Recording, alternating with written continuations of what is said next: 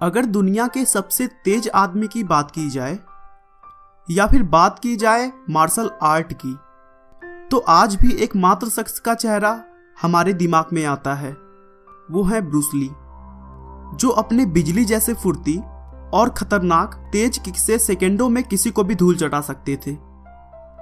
दोस्तों, वैसे तो बहुत कम लोग होंगे जो ब्रूस ली के नाम से वाकिफ नहीं होंगे, लेकिन जो उनके बारे में नहीं जानता है उन्हें मैं बता देता हूं कि ब्रूस ली मार्शल आर्ट के बादशाह थे, या फिर कह लीजिए उनके जैसा मार्शल आर्ट का हुनरबाज उनके बाद आज तक कोई पैदा ही नहीं हुआ।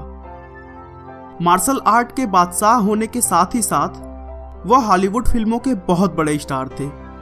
उन्होंने बहुत सारी सुपरहिट फिल्में भी दी हैं। दोस्तों, ब्रूस ली की मृत्यु 32 वर्ष की बहुत कम उम्र में हो गई थी, जिसके बारे में मैं आपको डिटेल में आगे बताऊंगा।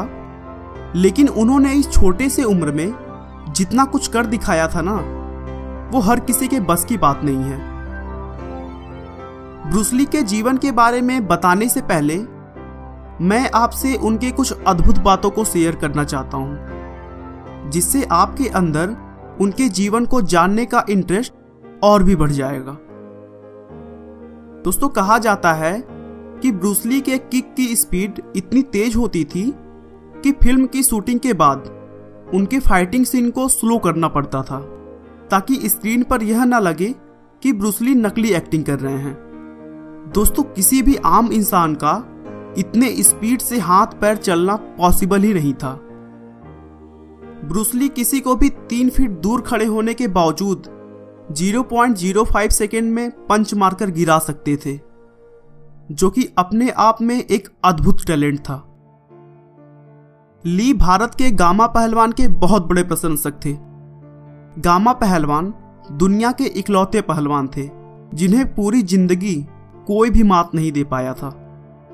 उन्होंने अपनी बॉडी पत्थर के डंबल और औजारों से बनाई थी। उनके जैसा पहलवान भारत को अभी तक नहीं मिल सका। ये तो हो गई ब्रूस ली की कुछ अद्भुत बातें, लेकिन चलिए अब मैं उनके लाइफ के बारे में आपको शुरू से बताता हूं। ब्रूस ली का जन्म 27 नवंबर 1940 को सैन फ्रांसिस्को के चाइना टाउन में जैक्सन स्ट्रीट हॉस्पिटल में हुआ था। ब्रूस ली का वास्तविक नाम जून फेन ली था। ब्रूस नाम उन्हें हॉस्पिटल की नर्स ने दिया था जहां वह पैदा हुए थे। उनके पिता का नाम ली होई च्युएन था, जो कि चीनी थे, और उनकी मां का नाम कैथोलिक था। ब्रूस ली के पैदा होने के कुछ महीनों के बाद ही उनके पिता पूरे परिवार के साथ अपने जन्म स्थान हांगकांग वापस आ गए। होई च्युएन एक ओपेरा स्टार थे। दोस्तों, अगर आपको ओपेरा के बारे में नहीं पता तो बता दूं कि यह एक तरह का नाटकीय संगीत है। मतलब इसमें कुछ लोग का ग्रुप एक्टिंग करते हुए गाना गाते हैं। इस तरह के संगीत को यूरोपियन कंट्रीज में बहुत पसंद किया जाता है। उनके पिता के ओपेरा स्टार होने की वजह से 3 महीने की आयु में ही ब्रूस ली को गोल्डन गेट गर्ल नाम के एक फिल्म में एक बच्ची का किरदार मिला, और उनका फिल्मी सफर मात्र 3 महीने के छोटी सी उम्र से स्टार्ट हो गया। और देखते ही देखते 16 साल की उम्र तक उन्होंने 20 से ज्यादा फिल्मों में काम किया। ली ने अपनी शुरू की पढ़ाई पास के ही एक स्कूल से की। जब ली 16 साल के थे तो उन दिनों उनके शहर में कुछ गुंडे आकर बस गए थे, जो कि आम लोगों को बहुत परेशान किया करते थे। इसीलिए वह अपनी और अपने परिवार की सुरक्षा के लिए 16 साल की उम्र में मार्शल आर्ट का हुनर सीखना शुरू कर दिया। उन्होंने यिप मैन से ट्रेनिंग ली, जो कि एक माने जाने ट्रेनर थे, जिन्होंने ली को विंग चुन नाम के मार्शल आर्ट का अद्भुत टेक्निक सिखाया।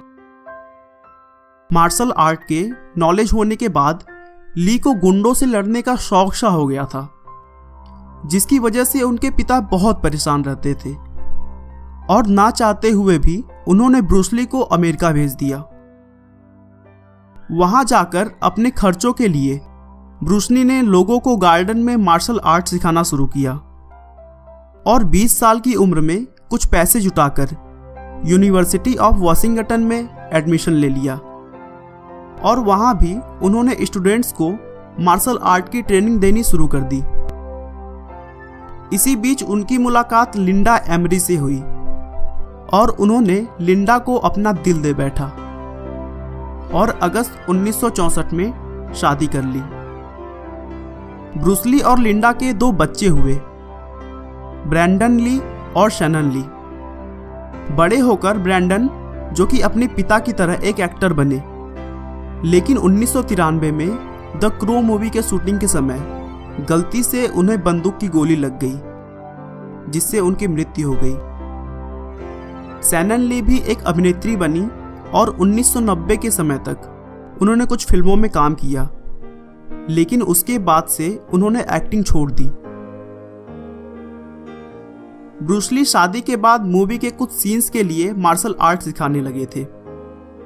फिर 1969 में लॉस एंजल्स के चाइना टाउन में उन्होंने मार्शल आर्ट सिखाने के लिए एक ट्रेनिंग सेंटर खोली, जहां वह बड़े बड़े एक्टर्स को मार्शल आर्ट की ट्रेनिंग दिया करते थे।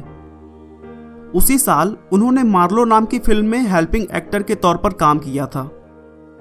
ब्रूस ली ने अभी तक बहुत सारी फिल्मों में तो काम किया था, लेकिन वह अभी अपनी एक्टिंग के लिए फेमस नहीं हुए थे।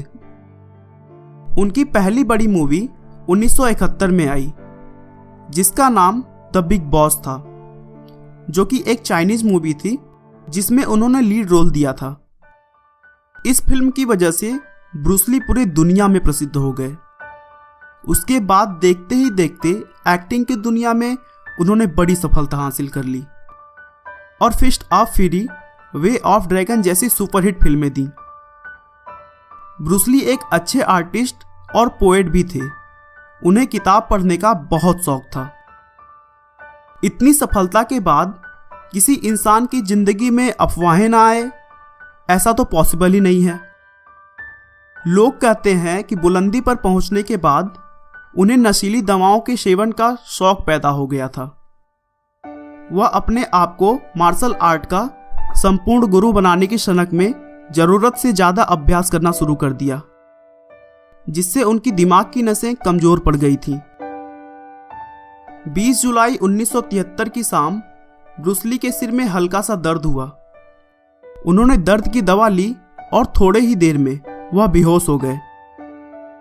वहां से तुरंत उन्हें अस्पताल ले जाया गया, लेकिन उनकी बेहोशी फिर कभी नहीं टूटी और यह मार्शल आर्ट का बादशाह 32 साल की कम उम्र में ही इस दुनिया को अलविदा कह गया। दोस्तों, ब्रूस ली का कहना था, यदि आप किसी चीज के बारे में सोचने में बहुत अधिक समय लगाते हैं तो आप उसे कभी नहीं कर पाएंगे। आपका बहुमूल्य समय देने के लिए बहुत बहुत धन्यवाद। इस वीडियो को लाइक करके आप हमारा मनोबल बढ़ा सकते हैं। मैं हर रोज एक नई इंस्पिरेशनल और मोटिवेशनल वीडियो के साथ आता हूं। दोस्तों, अगर आप हमारी वीडियो को मिस नहीं करना चाहते तो कृपया चैनल को सब्सक्राइब कर लें। आपको यह कहानी कैसी लगी हमें कमेंट करके जरूर बताएं।